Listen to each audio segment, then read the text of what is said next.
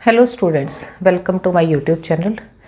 Electrical network subject का अपनी 4th unit आज स्टार्ट करेंगे, जिसका नाम है single phase AC parallel circuits. Haryana polytechnic का सब्जेक्ट है, NSQF लेवल 3 के कोरस्पॉन्डिंग, न्यू स्कीम के कोरस्पॉन्डिंग। ठीक है, आज का हमारा जो टॉपिक है ना, उसका फर्स्ट जो चैप्टर है उसमें हमें सबसे पहले जो टॉपिक है वो कहता है कि कंसेप्ट क्या है एसी पैरेलल सर्किट का।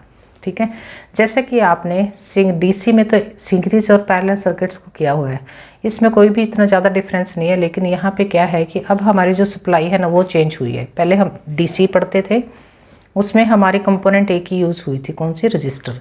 अब जब से हम एसी स्टडी कर रहे हैं तो हमारी कंपोनेंट्स इसमें दो और इंक्लूड हो गए, कौन सी, इंडक्टर एंड कैपेसिटर।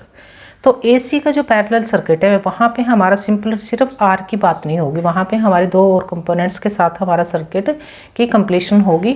उसी के कोरस्पॉन्डिंग हम अपनी सर्किट को क्या करेंगे, स्टडी करेंगे। ठीक है, सबसे पहले कहते हैं कि कंसेप्ट क्या है। सबसे पहले हमें देखना है कि पैरेलल सर्किट होते क्या हैं, एसी पैरेलल सर्किट क्या होते हैं। जब हमारी when two or more branches are connected in parallel with a AC supply voltage is known as the AC parallel circuit. अब देखिए, एसी पैरेलल जब दो या दो से ज़्यादा ब्रांचेस कनेक्ट होंगे ना एक सिंगल एसी सप्लाई के साथ, तो उसे हम बोलते हैं कि ये सर्किट हमारा पैरेलल सर्किट है। The voltage across each branch will be same, और वोल्टेज सेम रहेगी, लेकिन करंट की हमारी क्या हो जाएगी, डिवीजन हो जाएगी हर ब्रांच पे, जैसे कि मैंने ये सर्किट डायग्राम दिखाया है। ठीक है, यहाँ पे एसी सप्लाई लगी है, उसकी जो वैल्यू है वो है 20 वोल्ट 50 हर्ट्ज की फ्रीक्वेंसी के साथ ये एसी वोल्टेज आ रही है इस पॉइंट पे। ये इसके कोरस्पॉन्डिंग सर्किट में करंट फ्लो हो रहा है। यहाँ पे सर्किट में ना पैरेलल में कंपोनेंट्स लगे हैं, दिख ही रहा है ना, ये पैरेलल सर्किट है। ऊपर वाली जो ब्रांच है उसमें हमारा रजिस्टर के साथ इंडक्टर कनेक्टेड है, नीचे वाली ब्रांच में हमारा कनेक्टेड है रजिस्टर के साथ कैपेसिटर। ठीक है, तो ये करंट इस पॉइंट तक, यहाँ तक आके करंट सिंगल आई करंट है, टोटल करंट फ्लो रहा है। जैसे इस पॉइंट पे आता है ना, ये करंट इन दोनों ब्रांचेस में डिवाइड हो जाता है, मतलब आधा इस ब्रांच से जाएगा, हाफ करंट इस ब्रांच में हमारा डिवाइड होकर फिर ये सर्किट को कंप्लीट करके फ्लो करेगा। यहाँ आते दोनों करंट फिर से सब्मिशन हो जाएगा एंड सो ऑन। इस तरह से हमारे सर्किट का क्या होगा, यहाँ पे इस तरह से करंट फ्लो करता रहेगा। अब पॉइंट ये आता है कि इस कंसेप्ट के कोरस्पॉन्डिंग वो कहते हैं कि हमें क्या ज़रूरत है कि एसी पैरेलल सर्किट फ्रीक्वेंटली हम इतना ज़्यादा क्यों यूज़ करते हैं। डीसी की सर्किट की डीसी को हम इतना यूज़ नहीं कर रहे हैं ना, अपने घरेलू जो अप्लायंसेस हैं हमारे डेली, मान लो हमारे घर में जो सप्लाई आ रही है वो डीसी नहीं आती, वो भी हम एसी ही लेते हैं। ठीक है, तो ये इतना फ्रीक्वेंटली क्यों यूज़ होते हैं। देखिए, जैसा कि हमें ना सबसे पहला पॉइंट वो क्या कहते हैं कि the electrical devices of different ratings can operate with the same AC supply. अगर हमारा सर्किट पैरेलल में कनेक्ट होता है ना, मान लो कि एक ब्रांच में हमारा हर सर्किट अगर पैरेलल में कनेक्ट होगा, तो सपोज करो यहाँ पे हमारे कोई फॉल्ट आता है, तो इस ब्रांच से करंट फ्लो हो रहा है ना, तो यहाँ के अप्लायंसेज है, मान लो ये भी एक अप्लायंसेज है, ये एक अप्लायंसेज लगे हैं पैरेलल में लगे हुए हैं, तो कोई फर्क नहीं पड़ता। ऊपर की ब्रांच हमारे यहाँ पे कोई कट आ जाता है तो ये ब्रांच हमारी काम करना बंद करेगी, लेकिन हमारे यहाँ पे हमारा फ्लो करंट का नहीं रुकेगा। कई बार होता है अगर हमारे किसी एक स्विच बोर्ड में कोई दिक्कत आती है तो उसकी पैरेलल की एक ब्रांच में काम नहीं करता, मान लो पंखा नहीं चल रहा है कमरे का, लेकिन कोरस्पॉन्डिंग उसके साथ साथ हमारा क्या चल रहा है, उसके कोरस्पॉन्डिंग साथ वाले स्विच से हमारा क्या चल रहा होता है, हमारा बल्ब चल रहा है। तो इससे हमारा ये फ़ायदा हो जाता है कि अगर ये चीज़ हमारा सीरीज़ में कनेक्टिविटी होती ना, तो उसी रूम के, मान लो हमारे 3 चीज़ें थी रूम में, 3 चीज़ें हमारी 3 अप्लायंसेस एक स्विच बोर्ड पे कनेक्टिविटी थी उनकी, अगर वो सीरीज़ में होते, एक ही स्विच से होते, तो पंखा भी बंद होता, बल्ब भी बंद होता और तीसरी जो भी डिवाइस है वो भी बंद हो जाते, वो भी काम ना करती। क्योंकि सीरीज़ में देखो, यहाँ से अगर फॉल्ट आएगा तो ये डिवाइस भी काम नहीं करेगी, क्योंकि आगे करंट की सप्लाई नहीं हो रही है। यहाँ पे भी अगर कट आता है तो R1 भी काम नहीं करेगा और L1 तो ये तो काम करेगा ही नहीं करेगा, ये कॉमन सी बात है। ठीक है, इसमें दूसरा क्या कहता है पॉइंट, ये कंसेप्ट समझ रहे हैं हम, सिर्फ एसी का, पैरेलल एसी का, नॉट एसी पैरेलल सर्किट का। Each device can operate independent. अब हर डिवाइस ना इंडिपेंडेंटली ऑपरेट करती है। सपोज करो पंखा बंद हो गया कमरे का, लेकिन बल्ब जल रहा है हर डिवाइस में। अब हमारा एसी पैरेलल सर्किट का फंडा, आई थिंक सो कंसेप्ट आपको समझ आ गया होगा। अब इसको ना कैसे सोल्व करेंगे इनको, मतलब कि मुझे क्या निकालना है। अब इस सर्किट के कोरस्पॉन्डिंग मुझे ये करंट की वैल्यू पता करनी है, वोल्टेज मुझे पता है, इन कंपोनेंट्स की वैल्यू पता, लेकिन मुझे करंट की वैल्यू नहीं पता। करंट कैसे फाइंड आउट करेंगे। अब इस सर्किट को सोल्व करने के ना, अगर ये होता डीसी पे तो आराम से हमारा सर्किट ओम्स लॉ लगा के हम इसको क्या कर सकते थे, करंट की वैल्यू को फाइंड आउट कर सकते थे। वोल्टेज गिवन थी, इस आर की वैल्यू पैरेलल में है तो पैरेलल से एक कंप्लीट RT निकाल लेते हैं, टोटल रेजिस्टेंस, और ओम्स लॉ लगा के ये करंट हमारा निकल सकता था। लेकिन पैरेलल एसी सर्किट में हमारा एसी हो गया, पैरेलल हो गया, तो इसमें कंपोनेंट्स भी हमारे डिफरेंट, कंपोनेंट्स को तो आपको सॉल्व करना आ ही गया क्योंकि सीरीज में आप कर चुके हैं किस तरह से आप इंपीडेंस फाइंड आउट करते हो। वो फंडामेंटल यहाँ पे भी सेम अप्लाई होगा। सिर्फ हमें क्या दिक्कत आएगी, ये टोटल करंट अब किस तरह से हमारा डिवाइड होकर जा रहा था, दोनों करंट का समीशन को कैसे हम इस टोटल करंट को फाइंड आउट करेंगे। तो उस करंट के फाइंड आउट करने के और बाकी जो भी चीज़ें हैं जैसे phase angle and all the things, उनको फाइंड आउट करने के ना डिफरेंट मेथड्स हैं।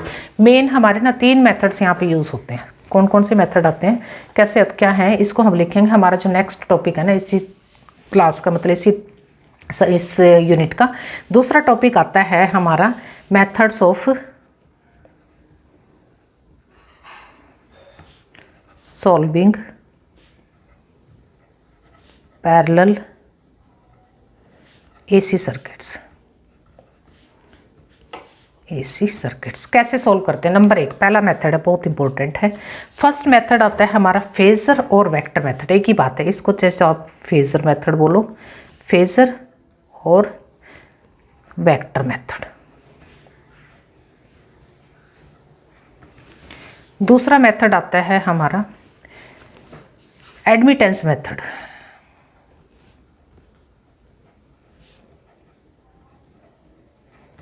तीसरा मेथड है, हम 3 तरीके से हम अपने सर्किट को सॉल्व करेंगे, इसी सर्किट को जो हमने अभी एक अपना रेफरेंस सर्किट आपको दिखाया है, ठीक है। तीसरा आता है हमारा जे मेथड बोलते हैं इसको, या इसको हम बोल सकते हैं अपने को फेजर एल्जेब्रा मेथड।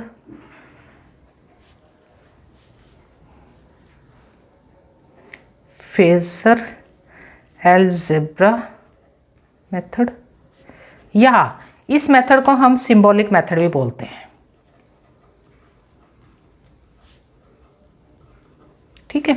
सबसे पहले हम क्या करेंगे, अपना ना फेजर मेथड से अपने सर्किट को सोल्व करना शुरू करेंगे। सबसे पहले हम अप्लाई करेंगे अपना फेजर मेथड बोलो इसको, या वेक्टर मेथड बोलो, एक ही बात है, आप कंफ्यूज नहीं होना। अगर वो बोलता है ना कि सर्किट को इस न्यूमेरिकल को सोल्व करिए with the help of the vector method, तो आपको कंफ्यूजन ना रहे, फेजर लिखे वेक्टर लिखे, उसको सोल्व आपको उसी तरीके से करना है जैसे मैं अभी यहाँ पे आपको समझाने वाली हूँ कि किस तरह से इस मेथड को आपने सोल्व करना है, किस तरह से इस मेथड को यहाँ पे अप्लाई करना है, ठीक है। अब जब भी हम ये फेजर मेथड अप्लाई करेंगे ना, इसके लिए ना कुछ पॉइंट्स बोले, कुछ स्टेप्स हैं। वो स्टेप्स क्या क्या, सबसे पहला स्टेप क्या होगा, स्टेप नंबर 1 वो क्या कहता है, जो भी प्रॉब्लम गिवन होगी, अब देखिए मैं कोई भी सर्किट होगा न्यूमेरिकल फॉर्म में दिया होगा सपोज करो, उसको बोलता है किस तरह से इसको सोल्व कीजिए, कितना आएगा टोटल करंट। सबसे पहले तो जो प्रॉब्लम दी होगी ना स्टेप 1 में, उसके कोरस्पॉन्डिंग क्या करेंगे, हम ड्रॉ करेंगे द सर्किट डायग्राम। क्या ड्रॉ करेंगे, जो हमारा सर्किट डायग्राम गिवन होगा, जैसे कि L2, यानी कि हमारे 2 हिस्सों में करंट डिवीजन हो रहा है, उसके कोरस्पॉन्डिंग हम पहले तो हम सर्किट ड्रॉ करेंगे, ठीक है जी। सेकंड स्टेप हमारा क्या होगा, जैसे हमारा सर्किट ड्रॉ हो जाएगा ना, तो हमें सबसे पहले तो ना ईच ब्रांच का ना, इस ब्रांच का अलग से Z1 फाइंड आउट करेंगे और Z2 फाइंड आउट करेंगे इस ब्रांच का, यानी कि अब हम क्या करेंगे, अब हम करेंगे find the impedance, find the impedance of each branch. अब देखिए यहाँ पे ना सर्किट में सपोज करो मैंने एक कॉमन सा सर्किट उठाया, 2 ब्रांचेस का, 3 भी हो सकती हैं, ठीक है। हर ब्रांच का हम इम्पीडेंस फाइंड आउट करें। अब इम्पीडेंस हमने फाइंड आउट कैसे करना है, सपोज करो मेरे पास यही सर्किट है बच्चों, इस सर्किट का मैं इम्पीडेंस किस तरह से फाइंड आउट करूँगी। फर्स्ट फॉर्म मेरे Z1 कैसे निकलेगा, थर्ड स्टेप पे जाने से पहले हमें पता होना चाहिए कि इम्पीडेंस हमें कैसे फाइंड आउट करना है। फर्स्ट जो ब्रांच है उसका इम्पीडेंस को मैं डिनोट करूँगी Z1 से। Z1 क्या होगा मेरा, जो कि हम पीछे करके आए हैं अपने सीरीज सर्किट में, R1 का स्क्वायर प्लस में XC1 का स्क्वायर अंडर द रूट। और यहाँ पे हमें पता है कि जो XC1 है ना, वो क्या होता है आपका 1/ωc, और ओमेगा की वैल्यू कितनी होती है, ओमेगा की वैल्यू होती है कि 2πfc, क्या है आपका 1 है ना, C1। ये हो गया आपका टोटली, यानी कि XC1 में कंफ्यूज ना है, क्या होता है आपका कैपेसिटिव रिएक्टेंस, ठीक है जी। अब Z2 क्या होगा, Z2 इसके कॉरस्पॉन्डिंग होगा हमारा R2 का स्क्वायर प्लस में XL2 का स्क्वायर। सेम इस केस में भी XL2 क्या है आपका, XL2 है आपका ओमेगा L2। ओमेगा की वैल्यू कितनी होती है आपकी, वही 2πf, और L की वैल्यू गिवन होगी L2। ठीक है, अब चलिए अपना तीसरा स्टेप करते हैं। दूसरे स्टेप में हमें क्या इम्पीडेंस निकालना आ गया। तीसरे स्टेप में हमने क्या करना है, थर्ड स्टेप में हमें अपना मैग्नीट्यूड निकालना है इस करंट का। कौन से करंट का, इस आई करंट। मतलब यहाँ पे करंट हमारा दो ब्रांचेज में डिवाइड हो गया, ये I1 है, दिस वन इज और I2। ठीक है, अब ये इम्पीडेंस जब हम अब हम करंट का मैग्नीट्यूड फाइंड आउट करेंगे। फर्स्ट केस में हमारा मैग्नीट्यूड क्या हो, मैग्नीट्यूड भी फाइंड आउट करेंगे और फेज एंगल भी इस करंट का इस वोल्टेज के साथ क्या रहेगा वो भी हमें तीसरे स्टेप में क्या क्या निकालना है हम अब निकालेंगे हम। Now find the magnitude of current and दूसरी चीज क्या निकालेंगे, फेज एंगल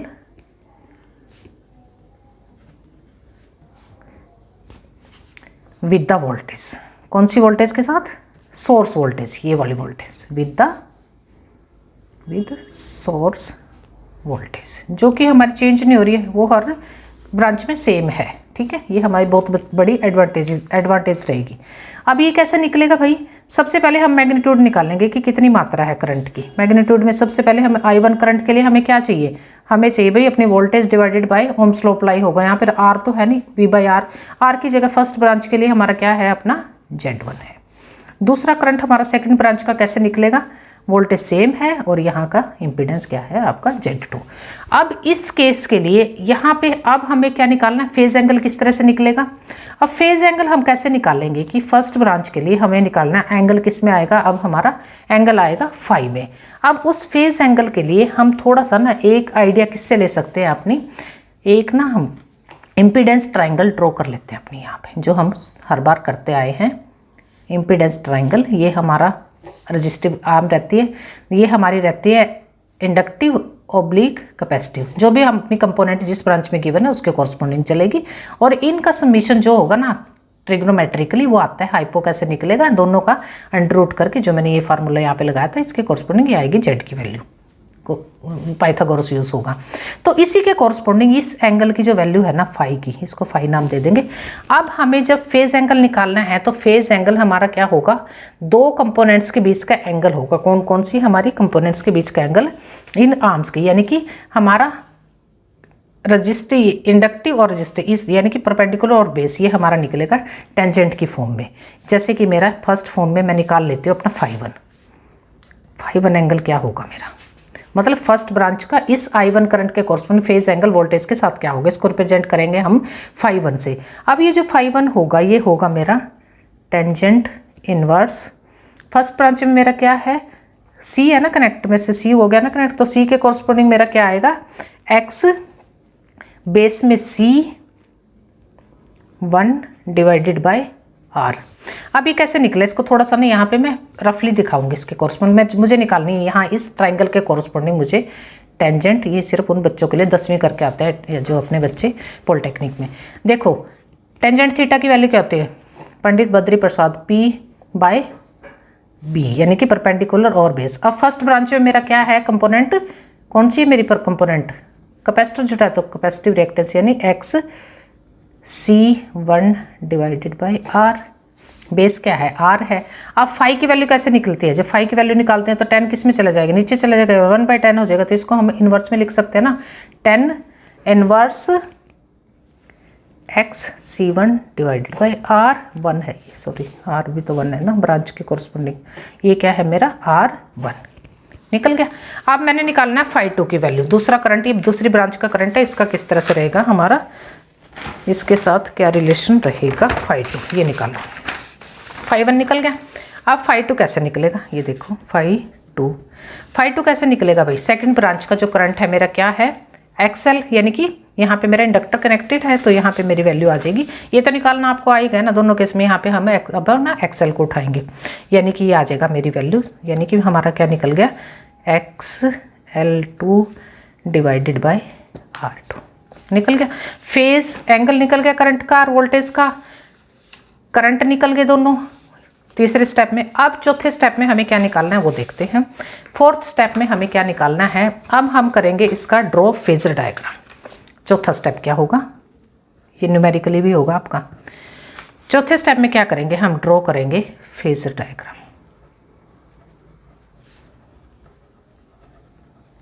फेजर डायग्राम किसके लिए ड्रॉ करेंगे, phasor diagram for the voltage given. Phasor diagram taking किस में क्या करेंगे, टेकिंग